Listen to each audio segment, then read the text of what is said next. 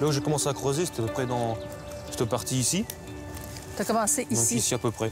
This story begins with a few bullets found in the back of a garden in Picardie. In 2006, Fabien de Moser was 14 years old. Already he had developed a passion for the histories of the First and Second World Wars.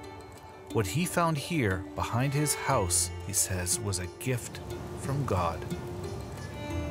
Je commençais à creuser, là j'ai sorti des cartouches et des cartouches entières. Pour moi, j'ai retrouvé peut-être 30 ou 40 kilos de cartouches. Vraiment des seaux entiers. Vraiment tout remonté à la surface. Quelques jours plus tard, j'y suis retourné, j'ai continué à creuser. Et c'est là après je suis tombé sur les premiers objets. Arrivé les premiers ossements, c'est pas pareil, c'est une petite surprise, c'est un petit quelque chose au cœur, c'est vrai. Et en fait, les premiers ossements, c'était des côtes que j'ai retrouvées. Et moi, au début, je pensais que c'était des racines. Et quand j'ai commencé à enlever, j'ai retrouvé des vertèbres. Et là, je me suis dit, ah, il y a quelque chose là.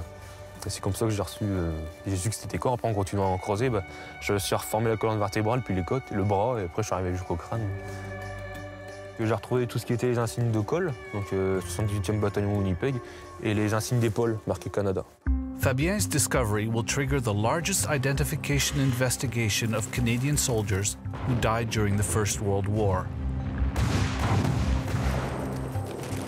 An investigation conducted by scientists, a forensic anthropologist, a genealogist, Au début de l'offensive, il y a and military historians. qui est ceinturé par des tranchées allemandes, une troisième ligne. Almost 100 years later, these young men who had gone missing come out of the shadows, and their families come to find solace in the very spot they had fallen in combat.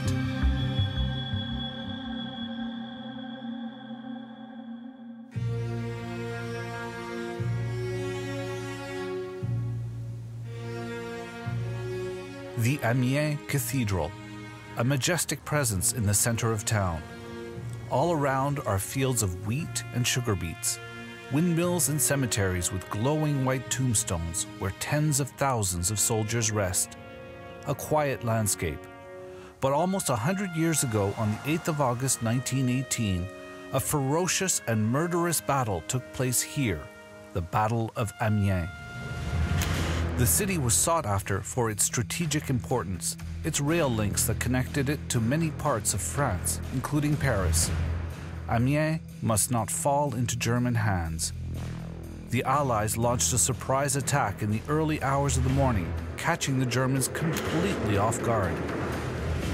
From high up in the air to the cavalry, from tanks to mortar fire, the Allies are everywhere. The Germans described that 8th of August 1918 as the darkest day of the war for them. Cette contre-offensive alliée et canadienne est pour moi beaucoup plus importante et beaucoup plus significative que la capture de la crête de Vimy, qui restait une opération assez localisée. Sylvestre Bresson is a historical guide. Alors qu'ici, on parle vraiment d'une percée canadienne du front allemand qui va mener à la victoire finale. Canadian soldiers were formidable. They had proven themselves at Vimy, Passchendaele, and Ypres. And once again, they were being called upon to be on the front lines. Les Canadiens qui montent, eux, sont victorieux. Il y a une certaine effervescence. Marc Pilot is a history professor in Picardie. Ce qu'il faut comprendre, c'est que cette bataille d'Amiens, ce n'est pas la fin. C'est le début de la fin. Ici, il y a eu le premier coup de boutoir suffisamment puissant pour faire douter le haut commandement allemand et pour surtout faire reculer rapidement pour la première fois les troupes allemandes. Canadians fought non-stop for 3 days and reached the tiny village of Allu in the Picardie region in northern France. On the 11th of August 1918, there were no inhabitants in Allu. They had all been evacuated several months earlier. Fields had not been sown. It is muddy and German trenches are everywhere. Allu qui est ceinturé par des tranchées allemandes, une troisième ligne également, plus loin. C'est un réseau très très dense de tranchées allemandes protégées par des réseaux de barbelés qui apparaissent aussi sur les cartes. The battlefields hold few secrets for Sylvestre Bresson. La mémoire du sol est encore très très présente, comme ces piquets qui servaient à maintenir les réseaux de fils de fer barbelés, comme ici des shrapnels, ces fameuses billes de plomb dont on parlait, des balles. J'en vois une ici. Vous avez l'œil? Ah, c'est l'habitude, quand on connaît le terrain. C'est une cartouche... Une cartouche allemande. Allemande. Celle-là. Une douille. Donc, Alu est là-bas. Alors, Alu est là-bas. On distingue bien l'église d'Alu, le clocher, le village d'Alu. Donc, ils ont dû traverser comme ça. Donc, on est vraiment sur l'endroit de la progression des Canadiens en 18, hein, d'ici vers le village d'Alu. Donc là, en fait, ici, c'était les tranchées allemandes, là. Tout ça, il y a des tranchées. On voit sur la photo aérienne de 1916, comme quoi, juste derrière, là, il y a des tranchées allemandes, juste là, sur le côté du village. Le village était allemand pendant toute la guerre. It was the soldiers of the 78th Winnipeg Grenadiers who were part of this spectacular advance into German territory. They pushed back the enemy despite fatigue and exhaustion. This map, found in the archives, shows their breakthrough.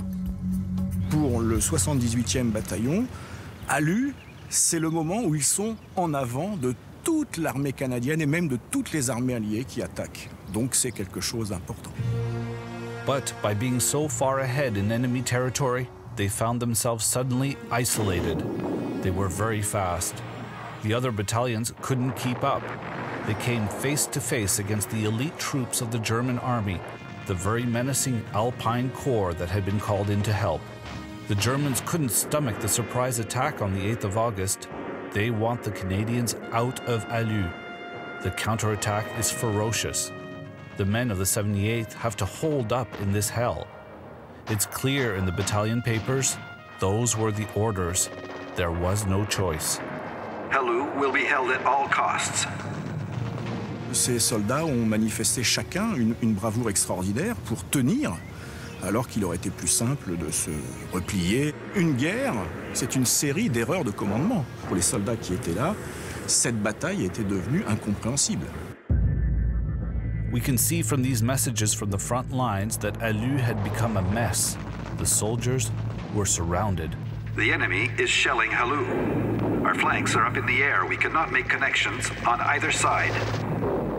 The 78th moves back Enemy planes are dropping white flares. to signal Canadian positions. The enemy is still coming on. Send reinforcements. It's confusion, and then finally, defeat. Alu is now in the hands of the enemy. I have no support from any source. The next day, a new order is given. Send stretcher bearers to evacuate the wounded. It's urgent.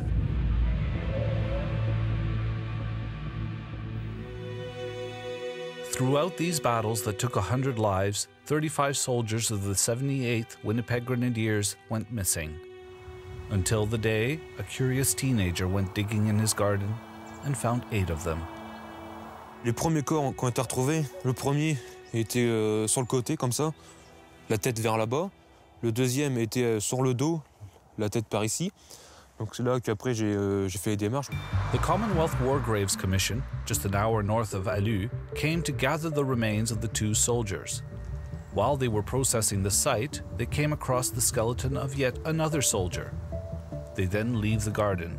Fabien continues. He spends his day off searching the ground with incredible care, like an archaeologist. His parents don't see him for days at a time. Le soir, moi j'allais voir, on ne voyait plus, il était plus d'1,50 m. Et il avait creusé même une galerie et rentré la tête en avant, donc dedans, pour sortir les objets, puis pas esquinter les os. Et...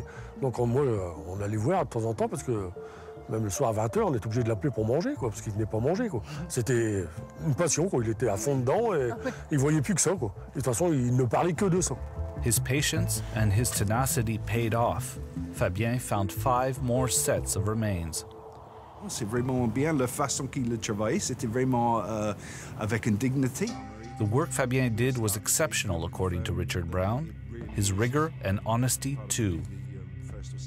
Malheureusement, ici, on a pas mal de gens qui peuvent peut-être trouver un corps et il va nous donner le squelette ou les ossements après, mais eux, ils veulent garder tous les insignes qui vont avec. Et quelquefois, malheureusement, c'est malheureux de dire, quelquefois, on arrive sur place et toutes les choses qui peuvent identifier la personne sont parties. These objects are often sold in flea markets or on the internet, without regard for the family. C'est quand même des humains, vous voyez le corps, vous dites, ça fait un petit truc au cœur, quoi. C'est émouvant, quoi.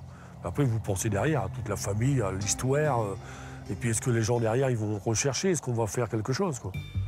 Bonjour Laurel. Bonjour. Ça va? It's this young woman who will now take things in hand. You're a lot bigger now. Laurel Clegg is a forensic anthropologist with the Department of National Defense. She remembers her first time in Fabien's garden. I think I jumped in the hole. I jumped in the hole to see if there was anything else, because I think I was like, what if there's more? This would be great, but there wasn't. Fabien did a very good job. Everything is gone, so. Donc tout ça, c'est dans mon jardin. Les 2 vitrines, plus le sac là où c'est les restes de tissu, d'uniforme. Fabien turned his parents' attic into a museum. Waterman, Canada, février 1909. Après là, bon, tout ce qui était des peignes, moustaches, cheveux, ce qui reste d'une pipe. This is not normal. And for us to find these 8 people is incredible. It's extraordinary. Think of 28,000 missing Canadians, and we found 8 of them in someone's back garden. On en retrouve dans la région, mais c'est, on a retrouvé un soldat allemand, on a retrouvé un soldat français, on a retrouvé un soldat anglais. Mais c'est vrai que là, 8 corps les uns sur les autres, c'est vrai que c'est assez rare, quoi. J'ai jamais entendu ça dans la région qu'on a retrouvé autant de corps. Mais... Who are these 8 men? So this is William Sims, Private William Sims. This is his name, his service number, and his religion. So Presbyterian.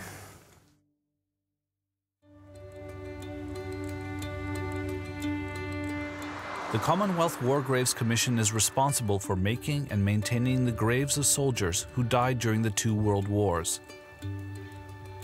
2,500 cemeteries in over 170 countries. The morgue is here at its headquarters in the north of France. Laurel will now take over from Fabien. 8 of these boxes contain the remains of the soldiers found in Hallu. Each one has a number, Hallu 1, Hallu 2, and so on.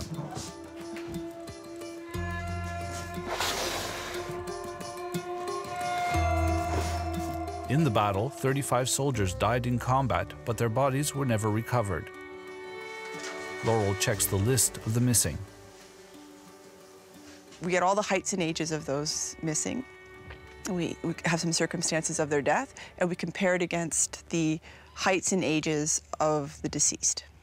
So once we give that, now of course if we've got, for Hallu 1, we might get like 5 or 6 matches. We might get 5 or 6 guys who went missing who are 5'6" to 5'8" and in their late 20s.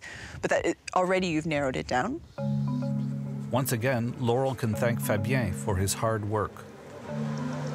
He was very careful making sure that as much as he could, if you had a badge or a button or a tag that was close to one set of remains, he would make sure it was together. And he also took photos. He made my job easier. 2 objects in particular caught her attention. Well, this one, we found actually a sweetheart locket. We're not able to tell exactly what this one is, and there's no inscription, but it's still quite special. And inside we found hair. There's also a piece of cardboard with a bit of writing, but we're not able to actually tell. I wish you had, from so-and-so to so, but it doesn't work that way. It's not that easy. Probably this was a wrist bracelet, and this is usually how they were sold. This identification plaque is in metal. Most of them at the time were made of cardboard and deteriorated over time. I think privately made identification for private. On this one are inscribed a name and an initial, Sims, W. Initially, we were really excited because we got this ID tag, this dog tag for Sims, and it was next to body 4. Hallu number 4. But, these people were sort of thrown in and everybody's on top of each other. And we found out that Sims was actually body 5 and not body 4, which is where the ID tag was found. Once the work at the morgue is done, it's here in Thunder Bay in northern Ontario that the investigation continues. Unknown sample had the same maternal lineage as the donor. Laurel sends teeth and part of the jawbone of the fallen soldiers to Dr. Amarjit Chahal and his team. We all know that these soldiers, all the fallen soldiers, there was a purpose, and now we are being part of this identification process, so that gives us a different purpose and different pride, a great feeling. Dr. Chahal and his team extracts mitochondrial DNA, which best resists the passage of time. It degrades less than nuclear DNA that is normally used for identification.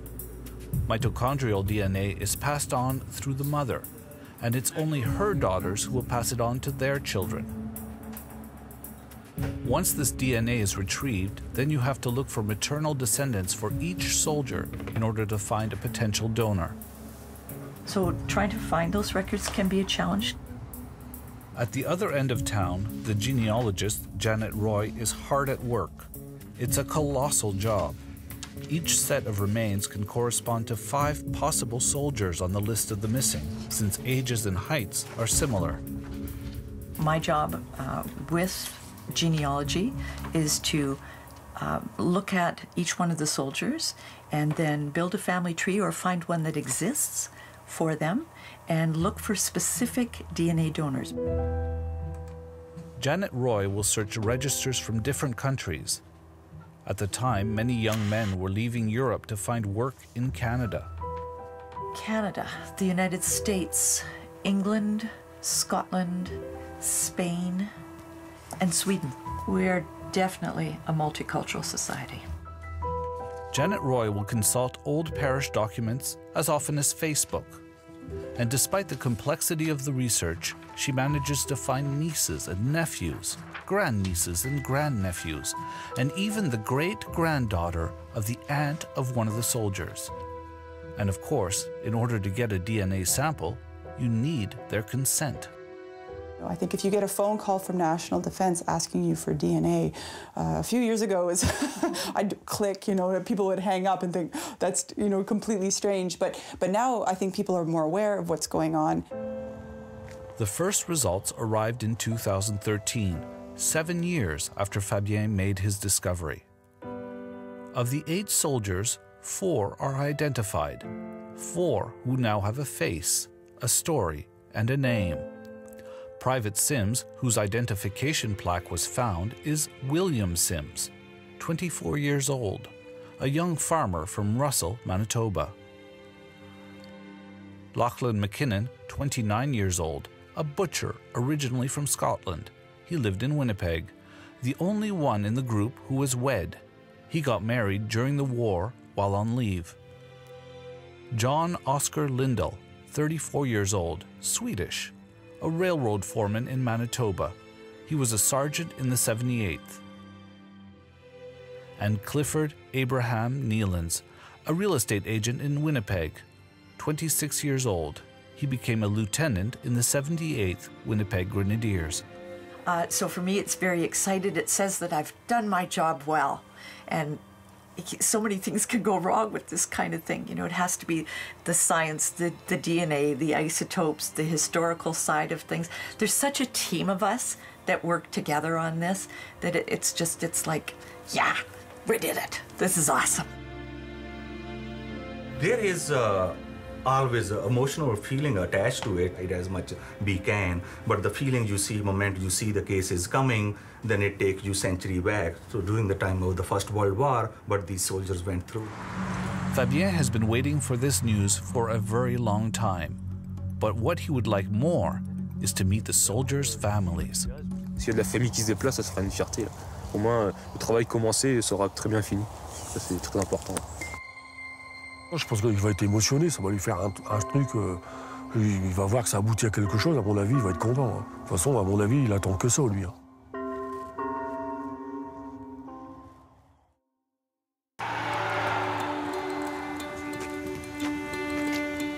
Alors, Fabien, bonjour. Voici la famille McKinnon. C'est Fabien.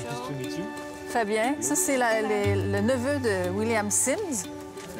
C'est Fabien. They came from the United States, Canada, and England. Et le doyen qui a 91 ans, c'est Monsieur Teague. C'est le neveu du lieutenant Nealon et sa femme.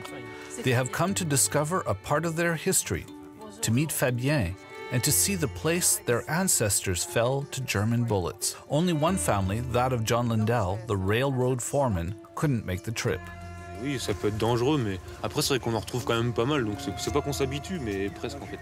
For historian Marc Pilot, this is an emotional moment. With science, it's really a miracle. For Fabien, this is a dream come true, the end of a long journey. The time has finally arrived to bring the families into his garden.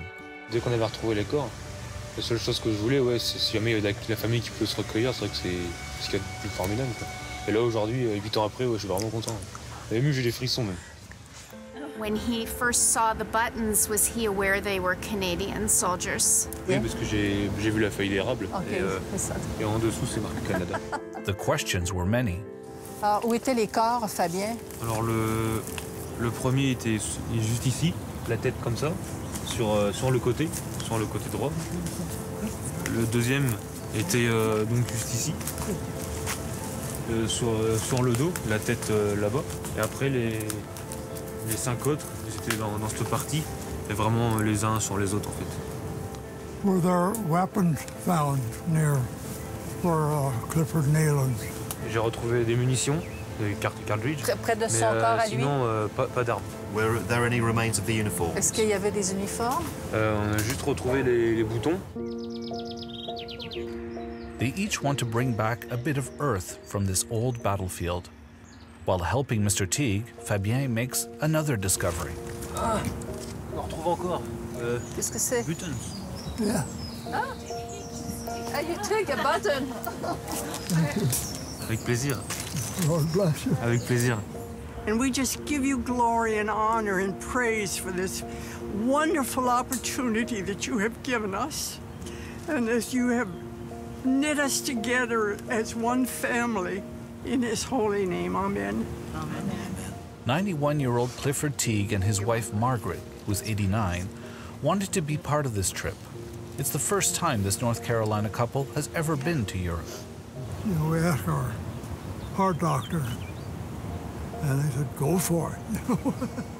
Clifford Teague is the son of Bessie, the sister of Lieutenant Clifford Abraham Neylands. He was named in honor of his missing uncle. He was the one who gave his DNA for testing. Usually when you go to your doctor with a DNA kit, it's so they can test for paternity. So I think they were probably thinking, what is Mr. Teague been up to? Well, we explained what it was. We drew the picture. Okay. Mr. Teague's uncle commanded his men during the Battle of Alu. He died while leading an attack. Like a good officer, he's the first guy to go up and make sure everything is okay, and he was killed. So this, probably by machine gun, probably, very quick. From the record too, it was very quick. And then from the injuries that I'm seeing, if he was hit, hit in the skull, it also would have been very fast. Most of our guys from Alu were killed by some sort of gunshot wound to the skull, to the head. In her examination of the soldiers' remains, Laurel Clegg could see all the suffering these men would have endured. What really gets me is when I look at their teeth and I think, oh, and on top of everything, you had a cavity or you had an abscess, and it was very common. It was extremely common. They were kind of, the whole thing, they were just uncomfortable and always sort of in some level of pain. But they didn't complain and they just went and did it. Just kind of went. In contrast to today. They were even stronger than the Second World War generation. They're definitely stronger than our generation physically. So I think probably mentally they were really strong too. Et là en fait c'est tout des morceaux de... Bon c'est super fragile. C'est tout ce qui reste des uniformes en fait. Uniforms. Donc c'est des boutons canadiens. It's Canadian buttons. Fabien wants to give each member of the families an object he found. Yes. Thank you. This is... Let me see. Thank you so much. The fountain pen could only belong to an officer. Fabien gives it to Clifford Teague. Donc quand j'ai retrouvé le deuxième corps, donc celui de M. Neyland, il y avait ce stylo-là à côté, donc McCulloch, pen, et en parfait état. Et aujourd'hui, je vais en profiter pour le remettre, pour vous, en souvenir. Oh. Voilà. Give it to me. Pour vous. Thank you very much.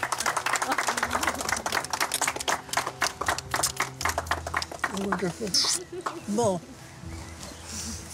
Avec plaisir. Quite a surprise. That's a beyond a surprise. Big surprise to see it found.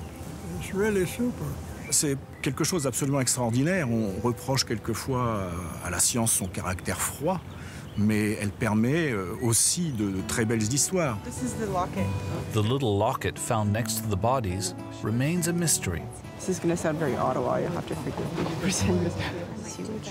And this identification plaque may end up with William Sims' nephew. But first, his family's estate documents will have to be checked. Private Sims left everything to his mother in case something happened to him. This was our soldier's aunt. Among this group is a family who came on the trip even though the DNA tests have not given a confirmation. It's that of Albert Ahmed, a 27-year-old farmer from Ontario. Albert Ahmed was orphaned at 5 years of age. He first lost his mother to a fever, and the following year, his dad. His father had come from Morocco and led a troupe of circus acrobats in England. At 9 years of age, the young Albert was among the thousands of orphans sent to Canada. Still a baby? Yeah, is when he left for Canada. So they took a picture when he left for Canada 2 years later. I never thought we would see this. In 1916, Albert Ahmed enlisted in the army and returned to England. He was sent to the front for the first time on the 8th of August 1918 for the Battle of Amiens. He died on the 11th of August in Allu. His war lasted 3 days. Hello!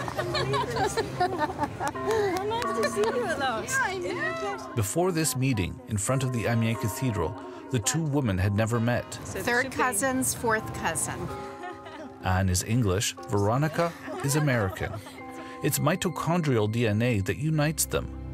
Their two great-grandmothers were sisters and aunts to Private Ahmed. He is one of the 35 soldiers who went missing in Allu, but it's still not certain he is one of the 8. But if we can't have that 100% identification, I still believe that he is one of the Halou 8, no matter what. L'endroit le plus important pour ces familles, c'est à Allu, un petit morceau de jardin de quelques mètres carrés, parce que c'est là qu'il y a leurs ancêtres. Et ça vaut quelque chose, c'est forcément très très important. C'est l'endroit le plus important pour ces familles, avant la Tour Eiffel, avant le Louvre, avant les beautés touristiques de la France. Peut-être considéré comme ça, parce que pour moi, c'est pas grand-chose, quoi. J'ai juste retrouvé les corps, mais bon. Savoir que de l'autre côté de l'Atlantique, c'est perçu autrement, vraiment, ça me fait vraiment plaisir. Nous, personnellement, c'était la guerre, c'était les Anglais, les Américains, et puis la France. Et puis c'est tout. On pensait pas aux autres pays, en fin de compte. C'est qu'après, en faisant des recherches, qu'on a su que les Canadiens avaient libéré Allu. C'est vrai qu'on ne le savait pas particulièrement. Non, on ne savait pas du tout. Les libérateurs d'Allu étaient au fond de votre jardin. Voilà. The liberators of Allu could only hold the town a few hours before the Germans' final assault.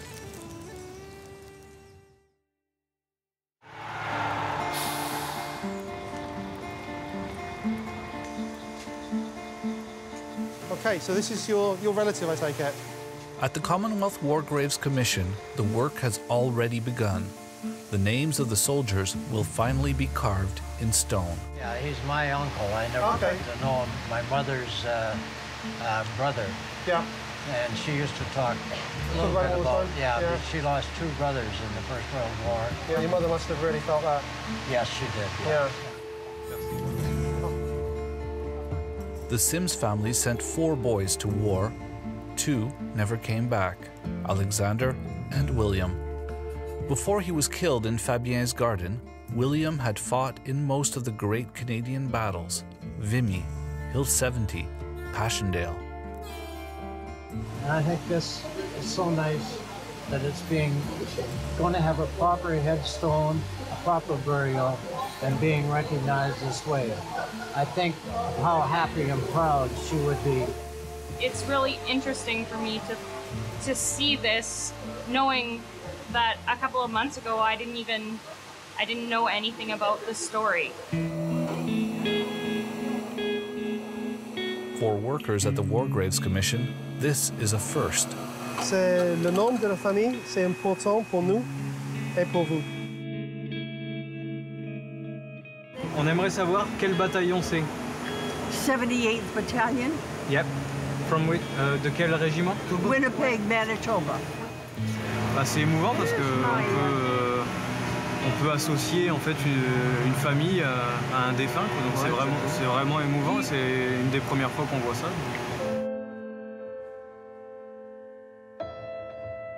Another first for these families, the impressive Vimy Memorial. Here are inscribed the names of more than 11,000 Canadian soldiers who are missing from the First World War. Among them, the soldiers from Alu. Oh, there's Elle. Is that one, isn't it? Yeah. Yeah, it must be. Al McKinnon. I think it's quite amazing, obviously, to see on like such a massive monument, like his name on there, and obviously related to us. It's quite amazing, really, seeing it. We could have come here before, and just wouldn't have realised how much we're part of this. It's just such a story. Lachlan McKinnon is Maureen's great-uncle. McKinnon is the young butcher who got married on a few days' leave. He was killed in combat 2 years later without ever having seen his Christina again.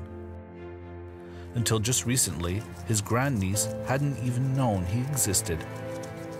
But I don't remember hearing anything about him. I just knew my grandmother and I knew she had a sister. We met her sister, but that's all.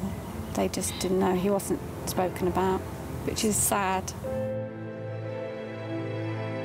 If you had a chance to talk to your uncle right now, what would you like to tell him? That we're proud of him, and to say that I would really like to say I'd love to meet you and shake your hand and give you a hug. C.A. Neilands, which stands for Lieutenant Clifford Abraham Neilands. He's my uncle, and I was named after him. And it's really quite exciting to see that this information is found and he's known now after all this time. And that they gave their lives for our freedom. It's emotional? Yes.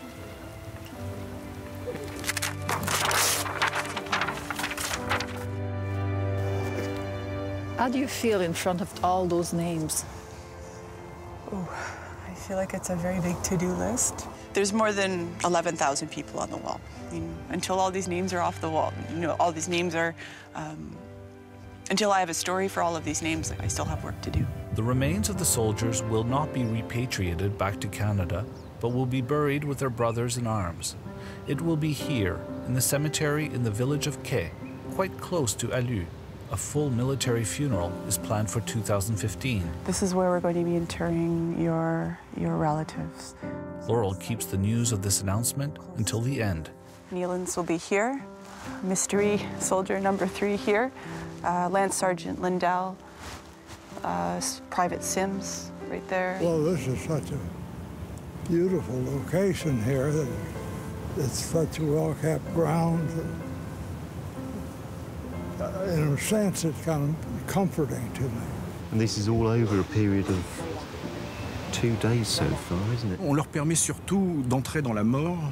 Il y a une différence entre être disparu et puis être tombé au champ d'honneur, mort au combat, avec une sépulture bien identifiée au milieu de ses frères d'armes. The place where these soldiers will rest is only a few meters away from another cemetery, one where are buried their former enemies. The black crosses mark German graves from the same battles.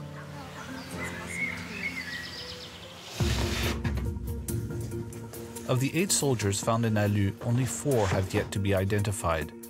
There is also this little heart locket with its 2 strands of hair.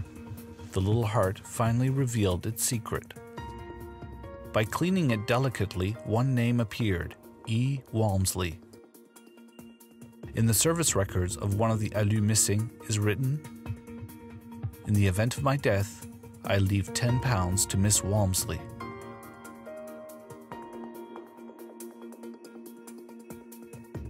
This soldier is Sidney Halliday, 22 years old, a farmer and a drummer in the 78th Grenadiers, the 5th soldier of Alu. Elizabeth and Sidney were engaged. She gave him the locket just before leaving for war. But it wasn't the locket that confirmed Halliday's identity, even though it helped. It was isotope testing, which is done when mitochondrial DNA doesn't work. As you grow up, your body takes in oxygen isotopes from the environment, particularly from drinking water, and it gets put into your dental enamel. And once it's in your dental enamel, it never leaves. So we can take that and say, well, who of our missing, lived in this part of England and then moved to Alberta in their late 20s? And it's extremely useful.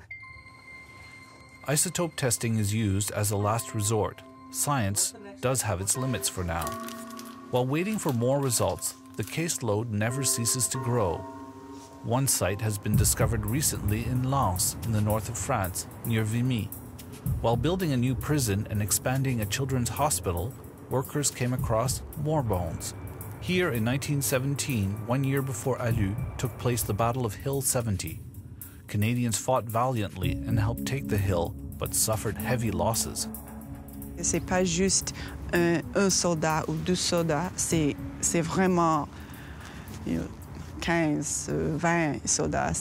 Il n'y a pas juste des Canadiens, c'est un mélange beaucoup de Français, Allemands, de Grande-Bretagne, Canadiens, Australiens. C'est plus complexe. Laurel is working on 5 new cases linked to this most recent discovery. C'est vraiment dans la prison. Dans la prison en dessous. On top of all the remains found in Lens, the ground also gave up an enormous quantity of munitions. Il y a eu donc plus de 600 obus de découvert, obus et pièces d'artillerie. Également des sapes, donc des tunnels dans lesquels étaient stockées toutes ces munitions. D'un point de vue pratique, nous, ça nous occasionne aussi beaucoup de retard, donc qui sur notre chantier nous ont plus ou moins pénalisés. Mais sinon, oui, passer ce détail-là, on retravaille l'histoire en quelque sorte, en essayant de ne pas en effacer les traces. Fabien is now a military police officer. He has enormous respect for the men who fell in his garden. He even wears the Canadian uniform proudly during historical reenactments. Je peux expliquer en même temps aux gens ce que j'ai retrouvé, expliquer la tenue, pour moi ça fait un peu honneur à ces gens-là. Mais ce qui est absolument remarquable chez Fabien, c'est que l'histoire lui est entrée dans la peau, dans le cœur, dans l'esprit, et que depuis cette époque-là, il n'est plus le même. Il est quelque part un membre du 78e.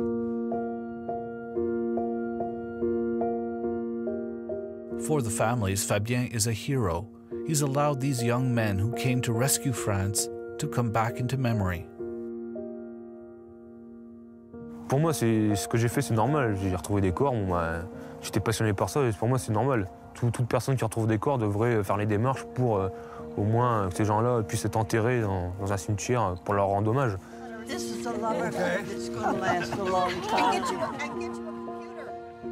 These families were quite lucky.